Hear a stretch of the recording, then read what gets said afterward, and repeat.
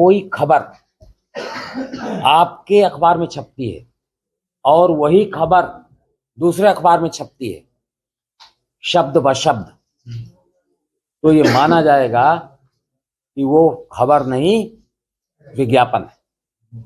Right? तो आपकी खबर खबर होनी चाहिए, आपका विज्ञापन विज्ञापन होना चाहिए। ये आपको,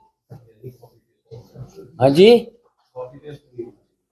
अब भाई इसका मतलब ये नहीं कि थोड़ा बहुत शब्द परिवर्तित करके उसका भाव हम लोग पकड़ लेते हैं। भाई हम अध्यापक हैं भाई, ये समझो ना।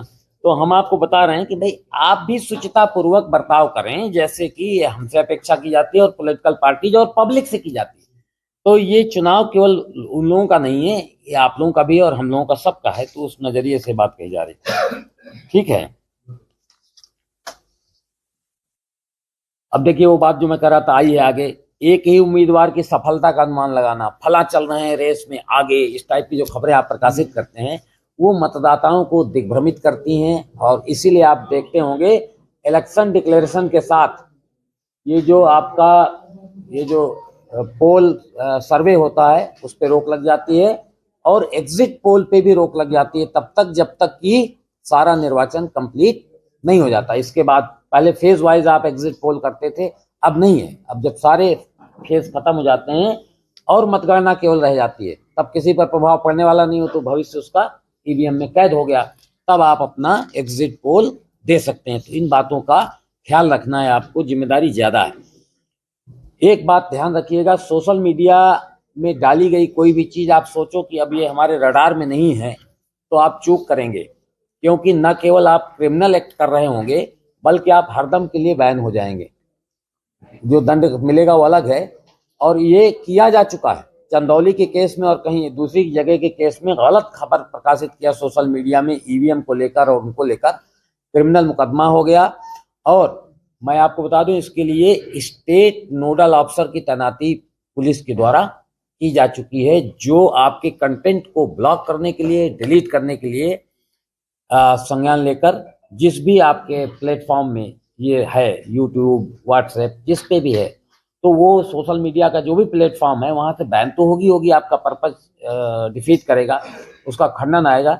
लेकिन इतना काफी नहीं कि आपने एक शैतानी कर दी और निकल गए, उसको लेकर क्रिमिनल कार्रवाई भी हो जाएगी। तो ये नया एक बात है जो समझने की जरूरत है। दूसरे, हम और आप कई बार असावधानी पूर्वक जो सामग्री आती है उसको आगे परोस देते हैं। आपको आया, आपने उसको आगे भेज दिया। एक जिम्मेदार शहरी और नागरिक होने के नाते आप लोगों से भी अपील है और आपके बहुत सारे अनियंत्रित साथियों से भी मेरी अपील है कि वो बिना सोचे विचारे इसको आगे फैलाए ना, क्योंकि आपके हाथ में जो इंस्ट्रूमेंट है वो दोधारी तलवार है, उसका खामियाजा आपको भी भुगतना पड़ सकता है। ये धमकी भी है और सुझाव भी है। आप बचे रहें, इसलिए मैं सुझाव देता हूं। आप करोगे तो धमकी है, मैं छोड़ूंगा नहीं। आप पकड़ में आओगे तो कार्रवाई हो जाएगी। आपका मतलब जो आपके ऐसे लापरवाह साथी हैं, अगर आप उनमें से हैं तो अपने को भी उसमें शामिल कर लें, नहीं है तो कोई बात नहीं। एक और बात है,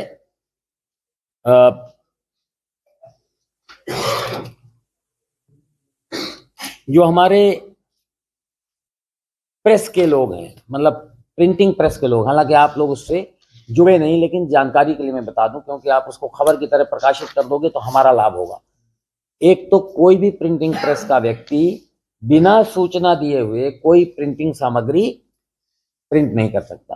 तो उसको हर प्रति में लिखना होगा कितनी कॉपी पे है, क्या सामग्री, क्या कंटेंट है, और उसकी प्रायर सूचना हमको देनी पड़ेगी।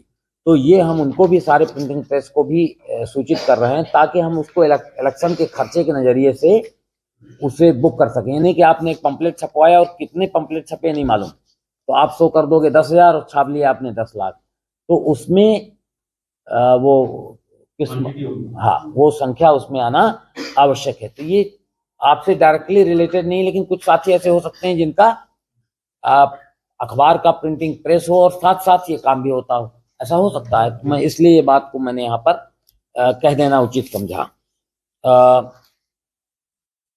कुछ और बात रह गई क्या? आईडियम था हमें लगता है हमने एक्सटेम्पोर सब बोल दिया। रुकिए, अपील कर